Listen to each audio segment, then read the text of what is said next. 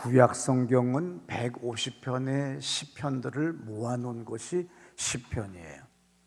그래서 구약 성경 시편은 5가지의 장르의 시편들을 모아놨습니다.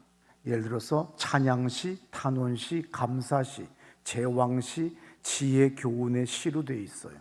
예를 들어서 시편들 하나하나마다 표제어라고 써 있습니다. 그러니까 그것은 어떤 때에 부르는 거냐, 또 언제 부르는 거냐, 아니면 누가 지었느냐, 이런 표제어가 있는데 오늘 본문 시편 33편은 표제어가 없어요. 뭐 다윗이 지었다든지, 예를 들어서 시편 132편은 다윗의 시인데 성전에 올라가는 노래다. 시편 17편은 다윗의 기도다.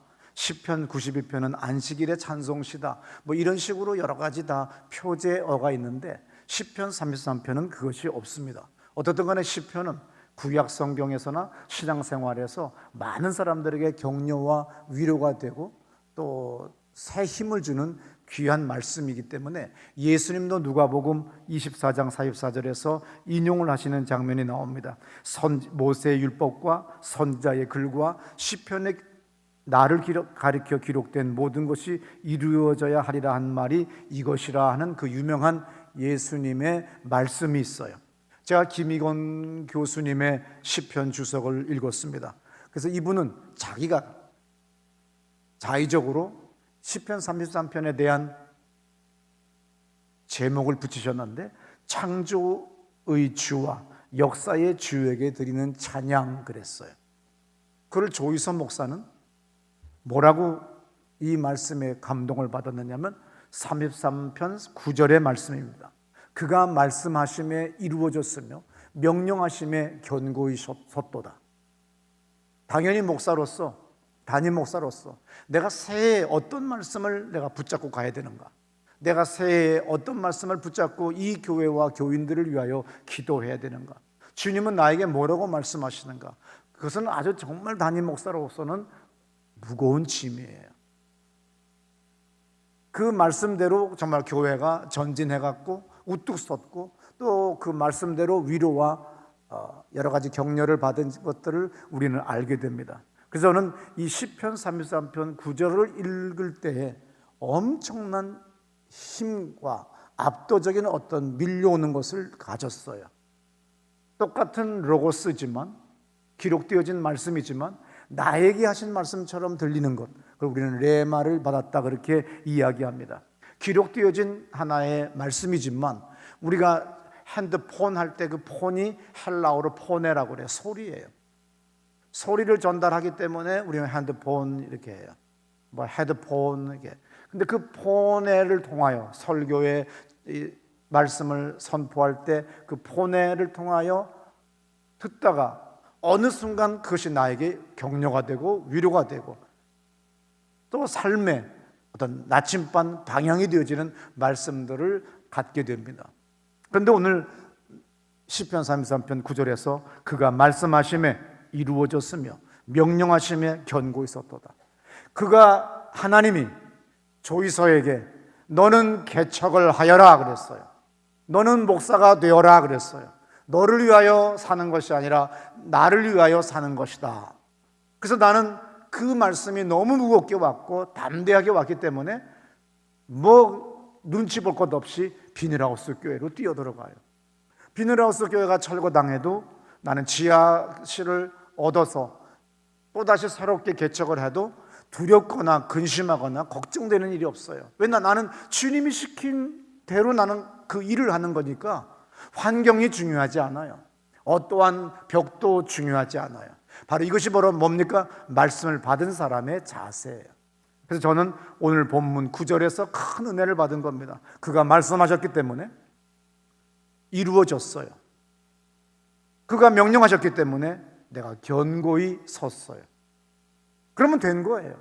내가 내 뜻대로 이 교회를 이끌어가는 것이 아니라 나는 하나님의 뜻대로 나는 이 길을 가고 있어요. 그래서 어떠한 사람이 이 교회를 세우는 거 아닙니다. 담임 목사가 교회를 세우는 거 아니에요. 하나님의 성령이 세우시고 우리는 그의 손과 발이 되고 그의 일꾼이 되어서 순종만 하고 나가면 주님의 나라는 확대되어진다는 것을 믿으시기 바랍니다.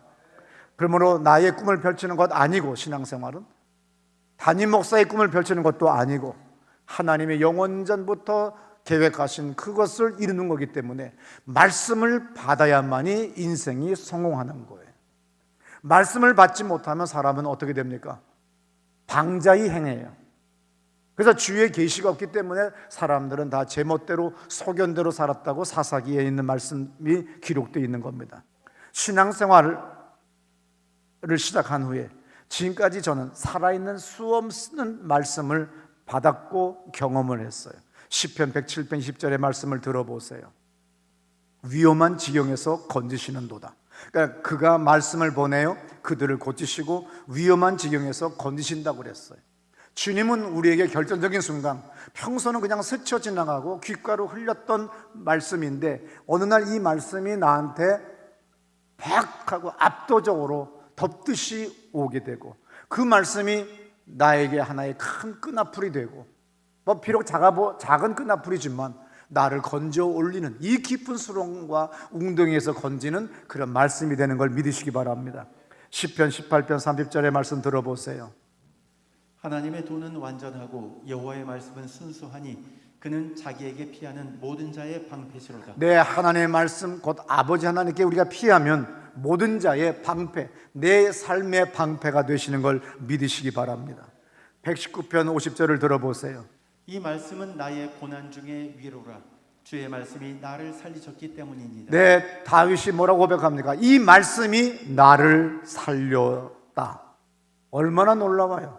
누가복음 1장 30절의 말씀, 대저 하나님의 모든 말씀은 능하지 못하심이 없다 그랬어요. 요한복음 1장 1절에 말씀합니다. 태초에 말씀이 계시니라. 이 말씀이 하나님과 함께 계셨으니 이 말씀은 곧 하나님이시니라. 네, 제가 비닐하우스 교회, 지하실 교회, 1층 상가교회 이 과정을 쭉 거치면 후배 목사님들이 이제 막 10년 단독 목회한 지 20년 됐다 뭐 이래요. 그럼 내 앞에서는 다 새발의 피죠. 환난을 많이 겪어야 돼요. 목사가 되려면 개척을 해봐야 돼요. 두 번째, 건축을 해봐야 돼요. 이 두 개를 건너면요, 지옥을 2번 갔다 온 거나 마찬가지. 천국 갔다 온 게 아니라 지옥을 갔다 온 거예요. 비닐하우스 교회 때부터 지금까지 어렵고 힘들 때마다 교회 순례자들을 많이 만나요. 예배당 순례자들을 얘기해요. 그걸 다른 교회에서는 교회를 안 나가, 가나안 교인, 안 나가를 뒤집어서 가나안 교인이라 그래요. 그런데 이상하게 어떤 사람은 특이하게 큰 교회만 골라가는 사람이 있어요. 그리고 희생, 헌신 절대로 안 해요. 또 어떤 사람은요, 꼭 작은 교회, 지하교회, 근근히 유지되는 교회만 또 가는 사람이 있어요. 근데 그 이유가 뭐냐면 그 작은 교회 가서 힘 좀 쓰고 싶다는 거예요. 어깨에 좀 힘 좀 두고 담임 목사한테 인정 좀 받고 교인들한테 나 없으면 안 되지 하는 그런 의식을 좀 갖게 하고 대접 좀 받고 싶다는 거예요. 그래서 그런 대접을 안 해주면 떠나가는 거예요. 근데 저는 애초부터 개척을 처음 할 때, 내가 30살 때 뭐라고 나는 결심을 했냐면 박사학위 따려고 애쓰지 않겠다. 난 공부 안 하겠다 이거예요. 나는 성경 공부는 많이 하고 주석을 많이 읽고 설교를 내가 잘하려고 애는 쓰지만 학위를 따려고 하지는 않겠다. 그 다음에 뭘 했습니까? 나는 돈 있는 사람한테 고개 숙이지 않을 것이며 특정한 사람에게 고개 숙이지 않겠다. 성령 하나님만 의지하겠다. 나는 모든 사람을 사랑하고 모든 사람을 섬기지만 내가 특정하게 어떤 힘을 주는 사람한테는 그 돈 앞에는 하지 않겠다. 그랬더니 그 돈 때문에 내가 많은 곤욕을 치루었어요. 그 과정을 다 겪으면서 이것이 바로 내가 건너가야 될 강이고 내가 건너가야 될 고난의 강이라는 걸 알았어요. 결혼해가지고 학교에 교목이 되는데 월급이 강사비가 9만 원이었던가? 수가 얼마 없고 아직은 강사니까. 그렇지만 나는 뭐가 있어요? 하나님이 주신 말씀이 있는 거예요. 그리고 이 학교를 기독교 학교로 만들려고 하는 사명을 나는 가지고 있기 때문에 돈에 초연한 거예요. 그리고 두렵거나 떨거나 미래에 대한 두려움이 없어요. 왜냐하면 받은 말씀이 있기 때문에 기죽거나 두려운 게 없는 거예요. 담대한 거죠. 그래서 별의별 사람들이 다 왔을 때 돈으로 협박을 하고 그리고 자기들은 떠난다고 하든지 하지만 난 두려워하지 않았어요. 절대로 여러분 어떤 특정한 사람으로 교회가 유지되지 않게 하시는 것이 하나님의 뜻이에요. 오직 하나님의 교회는 성령 하나님이 이끄시는 거지 어떤 사람이 이끄는 거 아니고 목사의 학력이 이끄는 거 아닙니다. 목사의 어떤 재주나 웅변이 지도력이 경영 마인드가 있어서 교회가 운영되는 것이 아니라 하나님으로 말미암아 되는 거예요. 그것이 아직 인식이 안 돼 있는 사람들이 많이 모인 교회는 나중에 꼭 사고가 터지고 어려움이 많이 생깁니다. 그래서 에베소서 5장 29절 이런 말씀 있잖아요. 누구든지 언제나 자기 육체를 미워하지 않고 오직 양육하여 보호하기를 그리스도께서 교회에게 함과 같이 하는. 네, 여기 보면 교회를 보양하는데 누가 보양해요? 그리스도가 보양하는 거예요. 보호해 주시고 양육해 주시는 분은 누구예요? 그리스도예요. 에베소서 5장 25절에는 뭐라고 써 있습니까? 남편들아 아내 사랑하기를 그리스도께서 교회를 사랑하시고 그 교회를 위하여 자신을 주심같이. 네, 아내들아 남편에게 복종하라 그랬어요. 그 다음에 여기서는 뭐라고 합니까? 남편들아 그리스도께서 교회를 사랑하듯이 아내를 위해 주라는 거예요. 그러면 어떻게 위해 줘요? 예수는 그리스도는 목숨을 바쳐서 피를 흘려 아버지 하나님의 명령인 교회를 세우신 거예요. 죽기까지 해서 세우신 거예요. 그래서 우리는 이 교회에 와서 죽기까지 헌신해야 되는데 많은 사람들이 죽지를 않고 교회에 와서 뭔가 높아지려고 하니까 영혼도 변화되지 않고 인생도 변화되지 않고 보잘것없는 인생으로 돼요. 나는 누구를 보면은 저렇게 큰 검절에 가면 잘 살아야 될 텐데 잘 살지를 못해요. 저렇게 열심히 일했으면 잘 살아야 될 텐데 못 살아요. 왜? 기도를 안 해요. 모험을 안 해요. 내가 애쓰고 절약한 만큼 가지고 사니까 하나님이 그래 절약한 만큼 살아라 그래요. 그래서 이적이나 기적이나 초자연적인 어떤 축복이 없는 거예요. 나는 내 인생에 생각한 대로 다 되게 해주셨어요. 안 된 건 전부 다 내가 불손한 생각들만 안 됐어요. 그렇다고 내가 100% 주님을 순종한 건 아닙니다. 51% 순종했어요. 그래도 이만큼 산다고 한다면 여러분이 저보다 좀 더 낮게 52%, 53% 한번 순종해 보세요. 주의 말씀을 의지하여 나가보세요. 주께서 놀랍게 여러분들의 사업을 복주실 겁니다. 여러분들의 가정을 복주시는 것을 믿으시기 바랍니다. 교회가 어느 정도 성장하면 교회 순리자들이 다 떠나가요. 그리고 정말 이제 이렇게 여러분같이 훌륭한 교인들로 채워주셔서 이제 사회를 위하여 나라를 위하여 쓰임받는 교회로 성장시켜 주십니다. 그래서 사도행전 9장 31절의 말씀 중요해요. 그리하여 온 유대와 갈릴리와 사마리아 교회가 평안하여 든든히 서가고 주를 경외함과 성령의 위로로 진행하여 수가 더 많아지니라. 네, 주님의 교회는 성령께서 역사하니까 든든히 서가는 거죠. 가정도 중요해요. 가정도 주님이 세워주시는 것이지 내가 세우는 거 아닙니다. 누가 과부가 되고 싶겠어요? 누가 호레비가 되고 싶겠어요? 누가 급사로 이 세상을 떠나고 싶겠어요? 누가 배란간 젊은 날에 요절하고 싶겠어요? 하나님이 지켜줘야 돼요. 내가 근육을 만들었다고 더 잘 사는 거 아니고 건강해 사는 거 아닙니다. 내가 뭘 주도 면밀하게 잘 계획을 세웠다고 해서 내가 더 건강하게 잘 사는 거 아니에요. 주님이 가정을 지속 가능한 가정, 행복을 지속 가능한 행복, 건강을 지속 가능한 건강으로 이렇게 주님이 해주셔야지 내가 애쓰고 수고한다고 되는 거 아닌 걸 믿으시기 바랍니다. 사도행전 20장 32절의 말씀 들어보세요.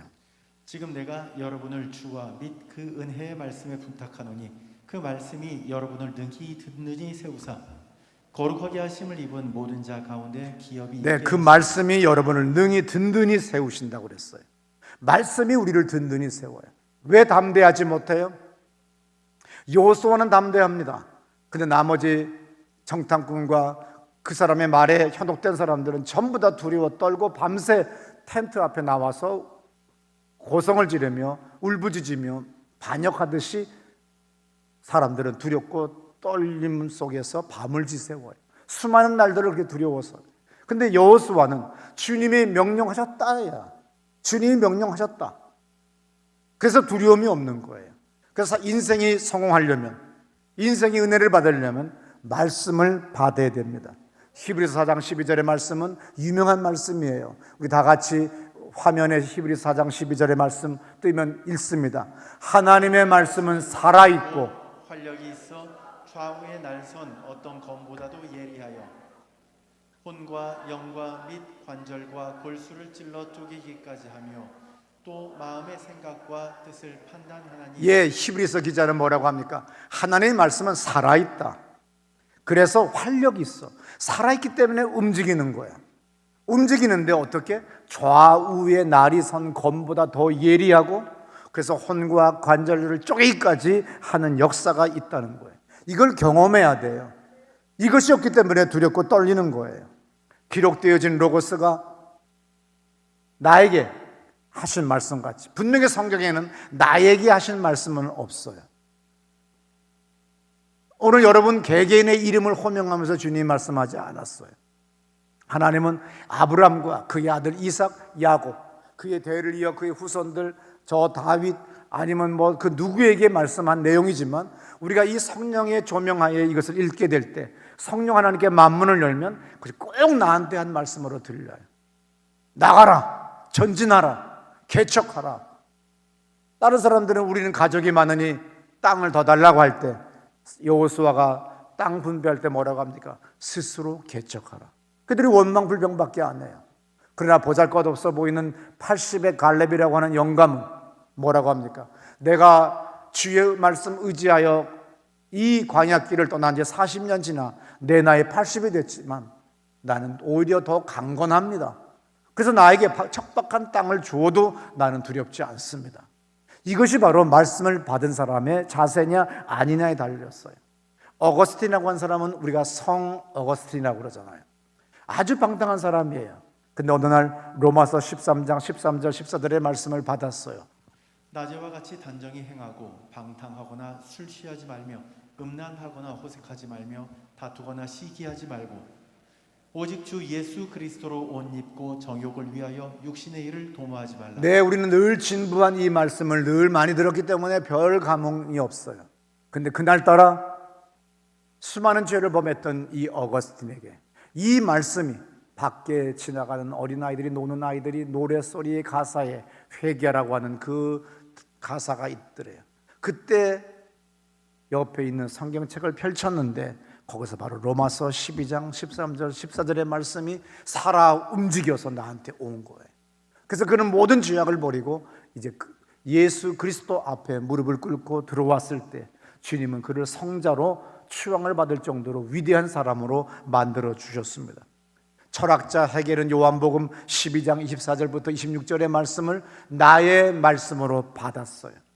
그렇기 때문에 그가 하늘의 지혜를 가지고 수많은 철학적인 많은 난제들과 우리의 인생의 고민과 고뇌들을 그가 우리들에게 좋은 철학의 이야기로 설명해 주는 장면이잖아요.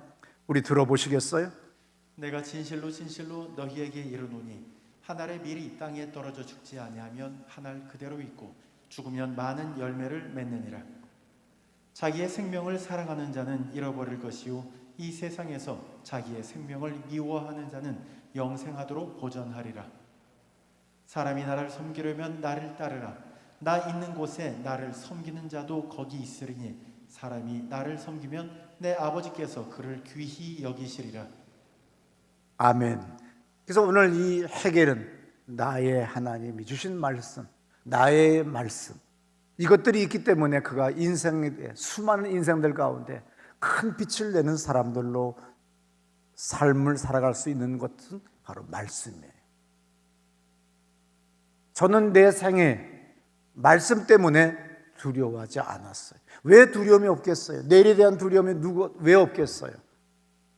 젊은 날 개척교회 목사일 때, 지하실 교회 목사일 때, 1층 상가 목사일 때, 이 예배당 건축할 때 이 모든 빚을 내가 짊어질 수밖에 없을 때, 이것을 내가 짊어지면 무겁고 힘들어서 조용기 목사님도 나중에는 이 골조가 더 이상 올라갈 돈이 없으니까 문대져서 내가 죽으면 얼마나 좋을까. 모든 개척해서 설립한 목사님들은 그 무거운 짐 때문에 전부 다 어려움들을 다 겪은 과정이 있어요. 근데 그것을 이길 수 있는 힘이 뭐냐? 말씀이라는, 이 기록되어진 말씀이, 그냥 평범한 이 말씀이 어느 날 나에게 주신 말씀으로, 오는 나의 말씀으로 받으시는 여러분 되시기를 축원합니다. 예수님은 그 유명한 누가복음 4장 17절부터 20절의 말씀을 펴서 읽으시면서 하신 말씀이 뭐예요? 주의 성령이 내게 임하셨으니 이는 가난한 자에게 복음을 전하게 하시려고 내게 기름을 부으시고 나를 보내사 포로된 자에게 자유를, 눈먼 자에게 다시 보게 함을 전파하며 눌린 자를 자유롭게 하고 주의 은혜의 해를 전파하게 하려 하심이라 하셨더라. 이것이 바로 이사야의 말씀을 인용하시면서 예수님의 사명 선언문을 오늘 많은 사람들 앞에서 천명하는 겁니다. 내게 주신 말씀이 뭐냐 이거예요. 그 말씀을 날마다 상고하시면서 여러분에게 주신 말씀을 받는 여러분 되시기를 축원합니다. 우리 교회의 말씀이 바로 2022년에 시편 오늘 본문 33편 9절의 말씀이에요. 그분이 말씀하셨어요. 그분이 명령하셨어요. 그래서 나는 그 길을 가면, 우리는 그 길을 가면 두려움이 없어요. 어느 인간이 협박적인 전화를 하거나 그 어느 인간이 교회를 혼란시킬 때가 있어요. 저 사람이 그만두면 교회의 헌금의 3분의 1이 사라지는데 교회가 유지가 안 되지 않습니까? 그러니까 붙잡아야 되지 않겠습니까? 나는 흔들림이 없었어요. 나는 사람을 의지하지 않는다. 그리고 나갔더니 역사가 일어나는 거죠. 상상할 수 없는 일을 여러분들은 또 수년 내에 보게 되실 겁니다. 그러나 또 그만한 깊은 강을 건너가야 되고 위험은 있지만 주님이 말씀하셨고 주님이 명령하셨어요. 그 길을 가면 그 사업은 비록 어려움은 만나지만 그러나 그 수없이 많은 벽들이 하나하나 열면 밀면 열리는 역사가 일어날 줄로 믿습니다. 자신의 기업과 인생을 복되게 하려면 하루빨리 내 뜻을 버려야 돼요. 신앙생활이 뭐예요? 내 뜻 버리는 거예요. 주 뜻대로 가고 주님이 주신 말씀대로 간다고 한다면 나는 두렵지 않습니다. 환경을 못 본다고 파악을 못했다는 뜻이 아니라 거센 물결이 몰려오고 급류가 흘러오고 탕류가 몰려와도 두려움이 없는 거예요. 왜냐하면 주님이 명령한 길을 걸어가기 때문에, 주님이 하신 말씀이 있기 때문에 나는 가면 되는 거예요. 그래서 날마다 일신 울신이 되는 겁니다. 잠언 16장 1절에 이런 말씀이 있어요. 마음의 경영은 사람에게 있어도 말의 응답은 여호와께로부터. 네, 우리가 얼마나 밤새 수많은 생각들을 합니까? 마음의 경영은 우리가 밤새도록 할 수 있고 평생 할 수 있어요. 수많은 꿈을 나도 가지고 있기 때문에 나는 늘 그림을 그려요. 빌딩을 그리고 교육관을 그리고 각종 투시도 평면도를 날마다 그려요. 약간 좀 맛이 간 사람 같아요. 그리고 그냥 이 땅에다 예배당을 지어야 될까? 저 동네에다 해야 될까? 그저 늘 난 저기다 하고 싶어, 저기다 하고 싶어. 그런데 어느 날 보면 가장 좋은 버스 종점이 현관 앞에, 전철역이 현관 앞에, 고속도로가 자동차로 3분 이내에 진입할 수 있는 땅에 주님은 안착시켜 주십니다. 내 다음에 교회를 건축하게 되면 어디다 건축을 할까? 내가 더 많은 영혼들을 내게 맡겨주신다면 내가 다음 세대와 다음의 개척교회와 처음 시작하는 교회들을 위하여 플랫폼 처치 교육관을 만들어야 되겠다. 그래서 나는 찔러보는 데는 돈 드는 거 아니니까 이리 찔러보고 저리 찔러보고 이 사람한테 전화해보고 저 사람한테 전화합니다. 돈은 가진 것 없지만 부동산업 하는 교인들한테 전화합니다. 여기는 땅 좀 조사해봐. 저기는 뭐 좀 해봐봐. 그러나 그것이 남들이 볼 때는 미친 짓 같지만 즐겁고 기쁜 거예요. 나중에 아이패드가 발전하고 삼성 패드가 발전해서 이제는 전자 펜슬 때문에 종이다 쓰는 거는 많이 사라졌지만, 그래서 이제는 종이가 많이 낭비는 되지 않지만 난 지금도 설계도, 평면도를 그리고 있어요. 투시도를 그리고 있어요. 그리고 늘 지도를 보고 있습니다. 지도로 이 동네 저 동네 이 골목 저 골목에 집 하나하나까지 나는 그릴 수가 있어요. 비록 돈은 한 푼도 없지만 나에겐 주님이 주신 말씀이 있어요. 주님이 명령하셨으면 다 이루어 주십니다. 나는 주님이 명령하신 그 길을 걸어가기 때문에 두려움이 없는 거예요. 어떤 환자가 암에 발견을 했는데 두렵지 않다는 겁니다. 이게 왜 두렵지 않냐니까 아들이 다 컸지 않냐고. 20살 넘었기 때문에 이만큼 살았으면 감사해서 나는 언제 죽어도 두렵지 않다고 아주 담담하게 수술하는 사람을 나는 봤어요. 잠언 16장 9절에 이런 말씀이 있죠. 사람이 마음으로 자기의 길을 계획할지라도 그의 걸음을 인도하시는 하나님이시다. 내가 계획은 내가 세워서 막 가는데 마지막 지나고 보니까 다 하나님 안에 있는 거예요. 잠언 16장 33절에 제비는 내가 뽑았는데 결과는 하나님이 주신 거예요. 그러므로 내가 가장 큰 지혜는 뭡니까? 찬송가 546장 4절의 말씀과 같이 말씀 위에 서서 성령의 약속하신 말씀에 서서 성령의 인도하는 대로 가면 놀라운 일이 벌어집니다. 오늘 본문에서도 시편 기자는 말합니다. 33편 4절에 여호와의 말씀은 정직하며 6절에 여호와의 말씀으로 하늘이 지음되었으며, 그래서 이 말씀을 지금 강조하고 있어요. 7절에 그가 바닷물을 모아 무더기같이 쌓으시며 깊은 물을 곳간에 두시도다. 이것이 아메리카 버전이라든지 NIV 뉴 인터내셔널 버전이라든지 각종 버전이 있어요. 그래서 한번 심심하니까 이것저것 찾아서 읽어봤습니다. 그랬더니 재밌는 게 물을 곳간에 두시도다. 와, 얼마나 놀라워요. 이 세상의 물이, 지구의 물이 70%가 물인데 주님은 그것을 곳간으로 표현하신 거예요. 근데 영어 성경은 어느 성경인지는 내가 여러 개를 봤기 때문에 그 중에 하나가 마리아가 옥합을 깰 때의 그 향유를 담는 옥합을 우리는 뭐라고 J-A-R이라고 써요. 하나님은 그 엄청난 물을 거기다가 담으시는 분이에요. 하나님 앞에는 물병 옥합, 마리아가 깼던 옥합에 불과한 거예요. 하나님 앞에는 이 세상의 태양들도 그냥 하나의 물병에 불과한 거예요. 9절 그가 말씀하심에 이루어졌으며 명령하심에 견고히 섰도다. 그가 말씀하시니까 견고히 섰어요. 명령하시니까 견고히 섰어요. 얼마나 놀라워요. 근데 내가 그 뜻대로 간다고 한다면 뭐가 두려울 것이 있겠어요.